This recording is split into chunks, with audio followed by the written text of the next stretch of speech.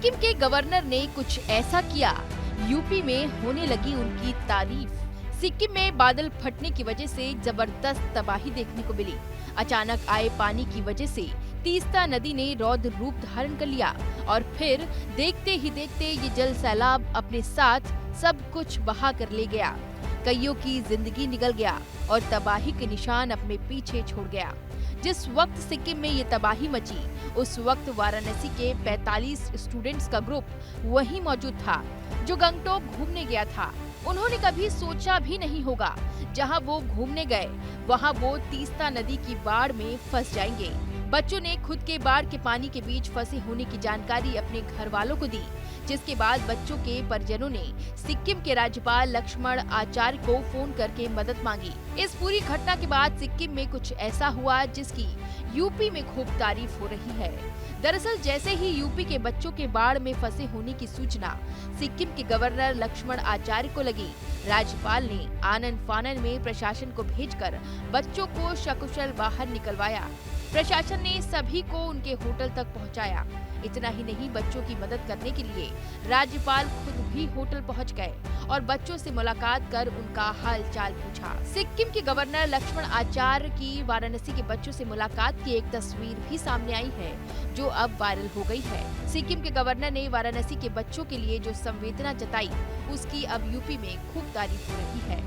बता दें कि वाराणसी के बाबतपुर स्थित एक निजी स्कूल के तकरीबन 45 बच्चे और 5 शिक्षक सिक्किम टूर पर पहुंचे थे।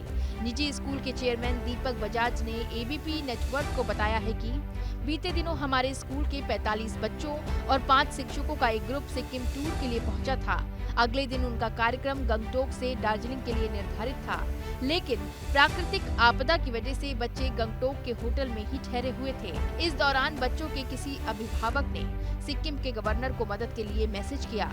तभी कुछ ही देर के अंतराल में सभी बच्चों और शिक्षकों से मिलने के लिए सिक्किम के गवर्नर खुद होटल पहुंच गए।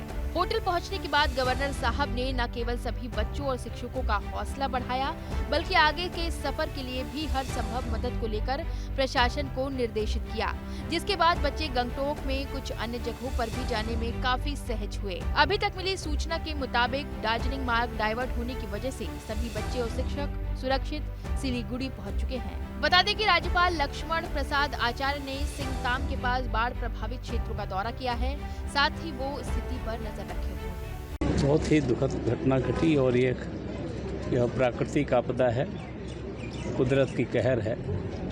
लेकिन ऐसी स्थिति में हमारी सरकार को जितना जिम्मेदारी इस दुख की घड़ी में होना चाहिए, हमारी सरकार पूरी तन्मयता के साथ खड़ी है। सबको खाने रहने तत्काल जो भी इनके लिए आवश्यक इंतज़ाम होना चाहिए सरकार सब कर रही है। आदरणीय प्रधानमंत्री जी का भी फ़ोन आया था, उन्होंने भी प्रत्येक परिस्थिति में रहने के लिए अपने मुख्यमंत्री जी को कहा कि हम साथ खड़े हैं। जो भी आवश्यक सहायता है भारत सरकार से उन्होंने देने के भी कहा है। सब सारा चीज़ों का आकलन किया जा रहा है। सरकार, हमारी भारत सरकार और हमारी सरकार सिक्किम सरकार दोनों मिल कर के इस आपदा से हम उभरेंगे और फिर से लोगों का नया जीवन खड़ा करेंगे पूरी ताकत के साथ। राज्य की पूरी जनता भी इनके साथ सहानुभूति के साथ खड़ी है। आज उसी क्रम में आना हुआ है। मैं शिविर में राहत कैंपों में भी गया था। संतोष है कि सबको खाने पीने का इंतज़ाम ठीक से हो गया है। आपको बता दें कि सिक्किम के गवर्नर लक्ष्मण आचार्य मूलतः वाराणसी के रहने वाले हैं। बीजेपी के सक्रिय कार्यकर्ता रहते हुए उन्होंने लंबे समय तक बेदाग छवि के साथ राजनीति की है। इसके अलावा वाराणसी और आसपास के जनपद में लक्ष्मण आचार्य की गिनती बीजेपी के बेहद सरल और संजीदा नेताओं में की जाती है। बता दें कि सिक्किम में मंगलवार यानी कि 3 अक्टूबर की देर रात अचानक बादल फटने के बाद भयंकर बाढ़ आ गई, जिसमें अब तक 18 लोगों की मौत हो चुकी है, जबकि करीब 98 लोग लापता बताए जा रहे हैं।